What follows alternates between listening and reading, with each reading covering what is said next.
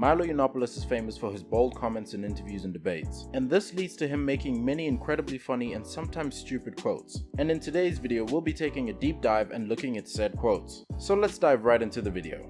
Number 1. Gay men and lesbian women can basically get away with murder. This quote comes from an interview that Yiannopoulos did in which he was defending the argument that there is male dominance in some work areas as well as female dominance in other areas. However, it's the fact that he made this amazing quote that gives this otherwise plain interview a bit of spice. Essentialism, biological determinism, whatever you want to call it, the fact that there are male brains and female brains may indeed have some basis in science. Now, this is sort of thrown out of the window completely by feminists and female academics who just refuse to accept that there's any reason whatsoever why there might be a gender imbalance. Two things on that. One, actually the science is very much still out on that. And two, if you look at equality in society, if you look, for example, at Bangladesh versus Norway, what you notice is the number of women in science and technology subjects actually goes down as societies get more equal, because women simply don't make the same choices. As you can see, I wasn't lying. He really did say that. You can even see the interviewer's face change as he goes on to make that bold statement. Anyways, he continues to defend his point and not turn back. Here's what happened after that. Is that female academics and feminists would like them to. Women actually don't want to go into the sciences on the whole, and when they have every option available to them, they tend to choose not to. If you're going to get put off a career in science because of an offhand comment from a Nobel Prize winner, how committed were you really in the first place to being a scientist? Ridiculous. Well, it's brilliant being a gay man because you can get away with murder. You can do anything. I mean, there's the one respect in which identity politics is brilliant. You know, as a gay man or a lesbian, you can basically get away with murder. You can be bitchy, you can be sarcastic, you can be rude and abusive, and you can do whatever the hell you like, and nobody complains. Number 2.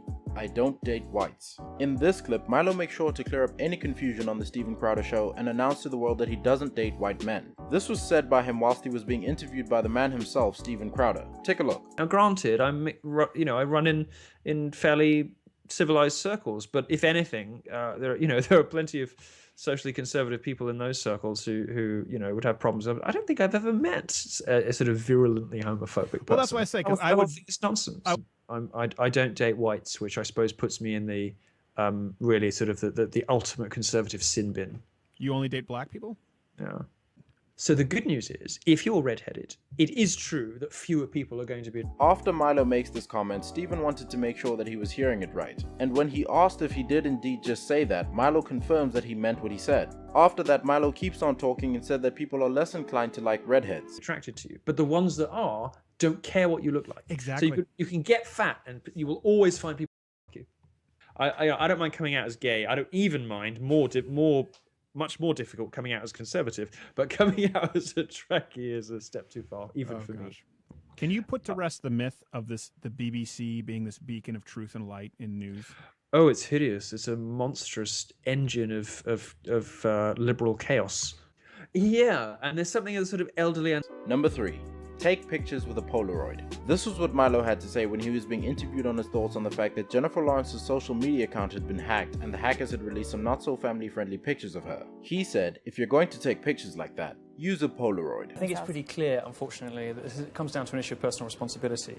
No cloud service is ever going to be completely secure. Apple does have a responsibility to make its software as secure as possible, but there will always be hackers who are much smarter and much cleverer and are much more determined to exploit vulnerabilities. What this boils down to, for celebrities just like everybody else, is personal responsibility. And if you're going to take pictures of yourself like that, by far the most intelligent thing to do is do it with a Polaroid. Don't do it on a device that's connected to the internet, that's sending your pictures to servers you don't control. Milo was making the argument that if a picture like that gets leaked to the public, it's not the social media brand's fault, rather the celebrities for taking the picture in the first place and storing it on the internet. It's a recipe for madness, and for somebody who is as rich and as famous as Jennifer Lawrence is, it's sort of unbelievable. Number 4. Chess plays to the men's intellectual virtues. This quote came from an interview in which Yiannopoulos was arguing that males and females are naturally different and have different intellectual capabilities. He used chess as an example, claiming that chess is a sport that men's brains can handle better. Of men and women, and it is without question true that there are some biological differences between men and women, and we know that from our anatomy, but we also know it from experiments that we do on young children before they've had the opportunity to be socialized, the sorts of toys that they go for, and that holds true actually for other bits of the animal kingdom as well. Some of the reason why girls drop out of STEM subjects at college and chess clubs is because they keep losing, and one of the reasons they keep losing is that it does seem to be the case that chess as a game plays to some of... This all stemmed from a magazine that states the argument that Yiannopoulos was making. You can even see it in the headline. However, many people disagree with this. What do you think? The male intellectual virtues, and when Simon Baron-Cohen talks about these, the way he describes it is men are good at systematizing and women are good at empathizing, and there is some reason to suppose that that may have some basis in biology. It's very trendy these days to say that everything is socially determined, but that's not what the science says, and it's not either what common sense says, because if it were true, these days there would be a lot more representation of women in the sciences, in astrophysics, in philosophy, in mathematics, and in chess, but there isn't. Number 5. It's just that people are getting too fat.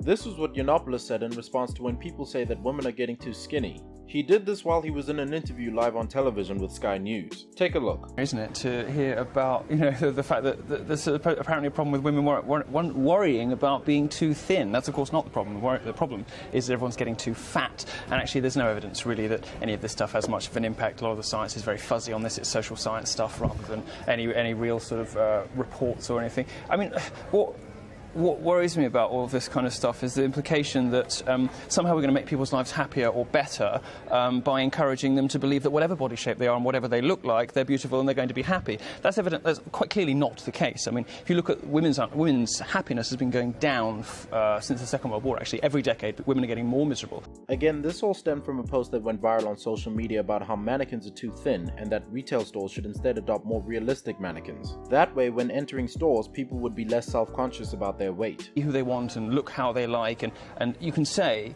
I suppose, that a woman's self-esteem should have nothing to do with whether or not a man's sexual preference, sort of coincides with how she looks. But the fact is, women are getting more unhappy, and this sort of slightly irresponsible trend to sort of encourage people to eat whatever they want and do whatever they want is is one of the things that's fueling an obesity crisis, and that's a really serious thing. That's a real thing. That's something that's got health implications. It's got cost implications for the NHS. The problem isn't too many anorexic women. The problem. Milo Yiannopoulos has said some pretty jaw-dropping things, to say the least. Some statements have even sent the internet scrambling as to how this man is still allowed to have an active social media presence. Anyways, that brings us to the end of this video. Make sure to like and subscribe for more content like this delivered to your inbox on a regular basis. Thanks for watching, and we hope to see you in our next video.